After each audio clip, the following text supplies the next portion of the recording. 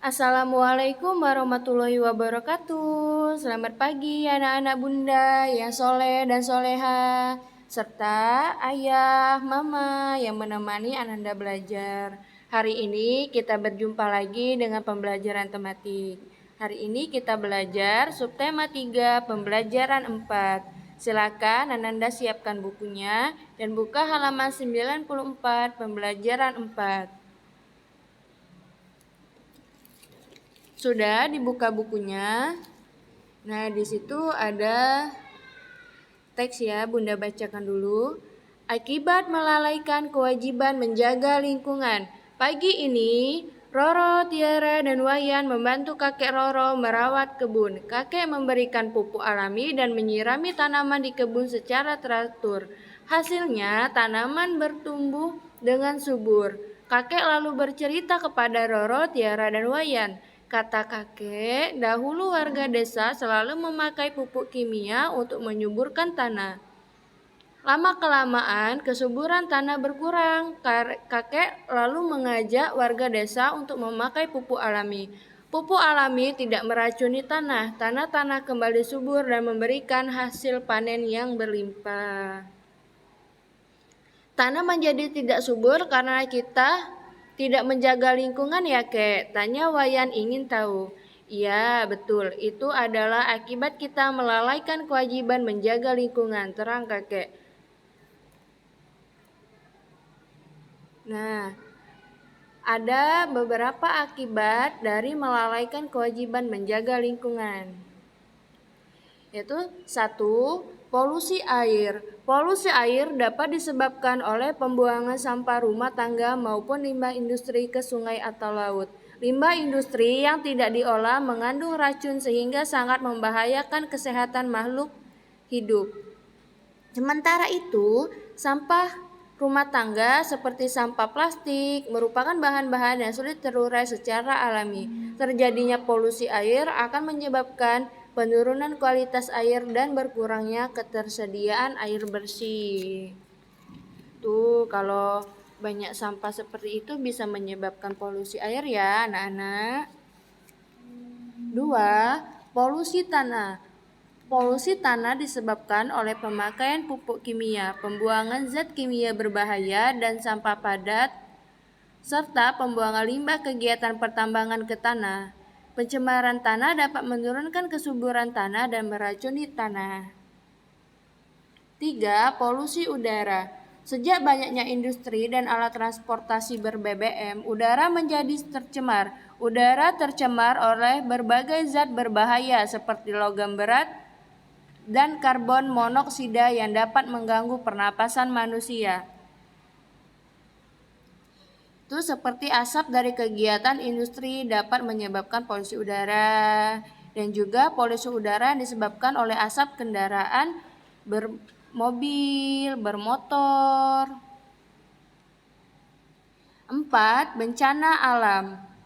Bencana alam dapat disebabkan oleh perbuatan manusia yang melalaikan kewajibannya menjaga lingkungan. Perbuatan manusia yang dapat menyebabkan bencana alam antara lain membuang sampah sembarangan, menebang hutan secara liar, serta membuka lahan dengan membakar hutan. Bencana alam yang dapat terjadi karena perbuatan tersebut adalah banjir, tanah longsor, dan kebakaran hutan. Kemudian yang kelima, kerusakan hutan. Hutan sangat bermanfaat bagi manusia dan makhluk hidup lainnya. Penebangan hutan secara sembarangan dapat menyebabkan kerusakan hutan. Jika hutan mengalami kerusakan, manusia dan makhluk hidup lainnya terkena dampaknya. Misalnya, menurunnya kualitas oksigen, terganggunya siklus air, serta terjadinya banjir, tanah longsor, dan kekeringan. Nah, di halaman 96 aku bisa, silakan dijawab di buku paketnya saja ya anak-anak. Ini tugas yang pertama. Dan untuk tugas yang kedua, Lakukan pengamatan terhadap perilaku masyarakat di sekitarmu dalam menjaga kelestarian lingkungan. Tulislah hasil pengamatanmu dalam bentuk tabel seperti berikut ini. Tugas 2 ada di halaman 97.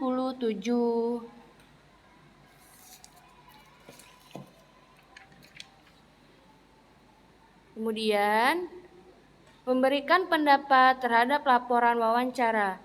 Kemarin malam, Tiara dan Roro sudah berlatih melakukan wawancara. Tiara juga sudah menulis laporan wawancara mereka. Tiara lalu menunjukkan laporan tersebut kepada Roro. Tiara meminta Roro memberikan pendapat terhadap laporan tersebut. Perhatikan laporan wawancara yang dibuat Tiara berikut ini. Saat membuat laporan wawancara, harus memperhatikan hal-hal yang runtut, yaitu 1. Tema atau topik wawancara. Jadi, saat kita akan melakukan laporan wawancara, kita harus mengetahui tema apa yang akan kita tanyakan kepada narasumber. Kedua, tujuan dari wawancara. Tujuan dari kita melakukan wawancara itu apa?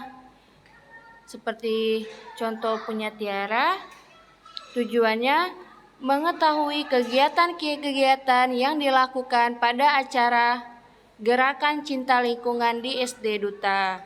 Kemudian yang ketiga, identitas narasumber. Siapa nama narasumber yang akan kita tanyain itu? Dan yang keempat, ringkasan isi wawancara. Ringkasan isi wawancara yaitu yang sudah kita dapatkan dari jawaban yang dijawab oleh narasumber. Contohnya, Gerakan Cinta Lingkungan di SD Duta diadakan setiap bulan. Tujuan Gerakan Cinta Lingkungan adalah untuk menumbuhkan kesadaran pada siswa agar peduli dan ikut menjaga kelestarian lingkungan. Ada berbagai kegiatan yang dilakukan pada acara Gerakan Cinta Lingkungan di SD Duta. Contohnya, kegiatan membersihkan lingkungan sekolah, lomba menghias kelas, dan kegiatan menanam tumbuhan di lingkungan sekolah. Nah, tadi kan Tiara meminta Roro memberikan pendapat terhadap laporannya. Jadi sekarang Roro memberikan pendapatnya. Menurut Roro, laporan yang dibuat Tiara sudah sesuai dengan isi wawancara mereka kemarin. Laporan tersebut juga sudah menggunakan kata-kata baku dan kalimat yang efektif. Laporan yang dibuat Tiara sudah disusun secara runtut.